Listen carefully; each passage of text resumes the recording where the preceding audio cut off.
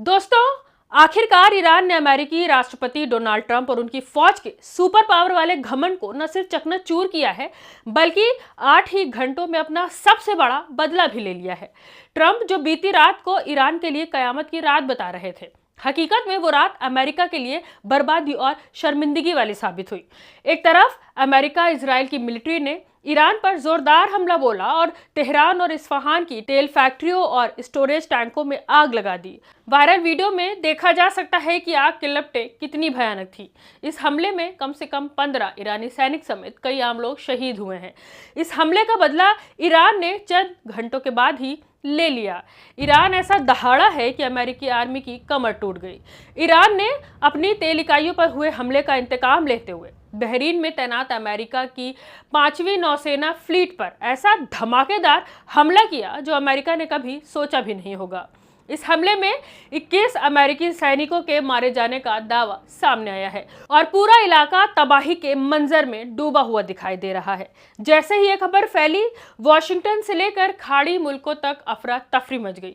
बड़ा सवाल सामने आया है कि आखिर ईरान के पास इतनी सटीक जानकारियां कहां से आ रही हैं और वो इतना सधा हुआ अटैक कैसे कर रहा है।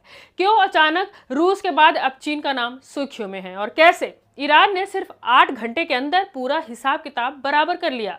पूरे मामले पर हम आपके साथ आगे अपनी इस रिपोर्ट में चर्चा करने वाले हैं। दोस्तों, पिछले कई दिनों से सोशल मीडिया समेत मेन स्ट्रीम मीडिया में इस बात की चर्चा हो रही थी कि कोई ना कोई तो है जो ईरान को मिडिल ईस्ट के बारे में बिल्कुल सही और सटीक जानकारी दे रहा है, क्योंकि सटीक लोकेशन, सटीक निशाना ईरान कैसे लगा पा रहा है, ये सवाल हर ओर था। यहाँ तक कि पेंटागन और अमेरिकी खुफिया एजेंसियां इसकी खोज में लगी हुई हैं। कल तक दावा किया जा रहा था कि रूस ने ईरान को मिडिल ईस्ट की पूरी सीक्रेट फाइल सौंप दी है और अमेरिका के पीठ पीछे बड़ा खेल कर रहा है। लेकिन खुद आज अमेरिकी राष्ट्रपति डोनाल्ड ट्रंप ने इस बात को सिरे से खारिज कर दिया। ट्रंप का कहना है कि रूस फिलहाल कोई अमेरिकी जानकारी लीक नहीं कर रहा है, लेकिन अगर वह ऐसा करेगा तो अमेरिका रूस के खिलाफ भी कड़ी कार्रवाई करने में कोई चूक नहीं करेगा। हालांकि ट्रंप का बयान आते ही ये बात पूरी तरह से साफ हो गई है कि पिछले 2 दिनों से जो रूस को लेकर अफवाह चल रही थी वो बेबुनियाद थी। रूस भले ही ईरान का समर्थक है, लेकिन कोई सूचना ईरान को नहीं दे रहा। लेकिन अभी भी इस बात से पूरी तरह से इनकार नहीं किया जा सकता कि रूस अंदर खाने से ईरान की मदद कहीं ना कहीं कर रहा है। हालांकि अब एक नया डेवलपमेंट सामने आया है। बड़ा दावा किया जा रहा है कि ईरान को सूचनाएं जो है वो रूस नहीं बल्कि चीन दे रहा है। बड़ी खबर है कि चीन का एक जासूसी जहाज ईरान को अमेरिका की गुप्त सूचनाएं दे रहा है और यही वजह है कि ईरान मिडिल ईस्ट में अमेरिकी एयरबेस समेत रडार को निशाना बना पा रहा है। खबरों की माने तो इन खबरों में ये दावा किया जा रहा है कि लिया वोंग चीनी जासूसी जहाज इस वक्त मौजूदा समय में ओमान की खाड़ी के आसपास पानी में मौजूद है।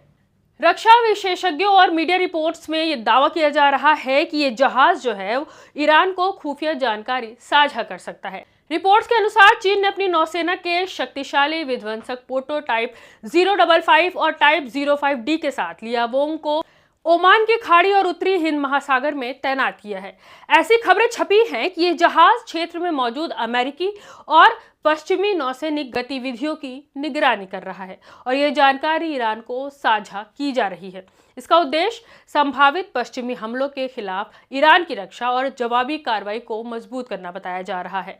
एक्स पर कई पोस्ट इसकी वायरल हैं। आपको बता दें कि लिया वोंग एक उन्नत स्पेस ट्रैकिंग और निगरानी जहाज है जो मिसाइल लॉन्च को ट्रैक करने, उपग्रहों की निगरानी करने और इलेक्ट्रॉनिक युद्ध में सहायता करने में सक्षम है।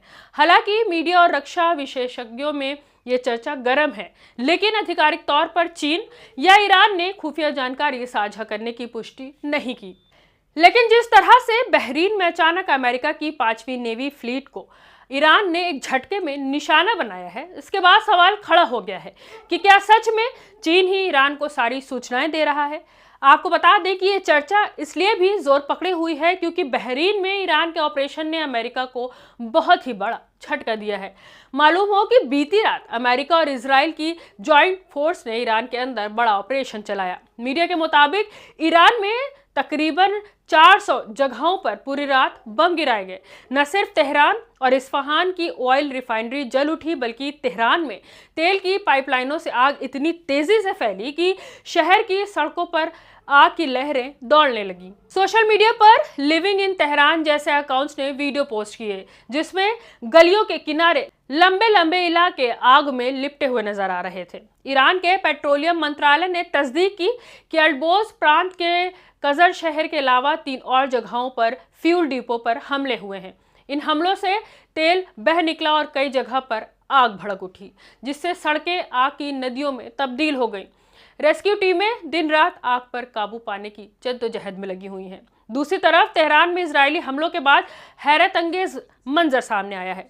CNN के रिपोर्टर फ्रेड फ्लाइटगर ने बताया कि शहर में काले धुएं के बादलों के बीच काली बारिश हो रही है, जिसमें तेल घुला हुआ है। इजरायली मीडिया वाइनेट के अनुसार ईरान ने 30 फ्यूल टैंकों और 3 बड़े तेल के डिपो को तबाह कर दिया। ईरानी मीडिया ने इन हमलों में 15 से ज्यादा लोगों के शहीद होने का अंदेशा जाहिर किया है।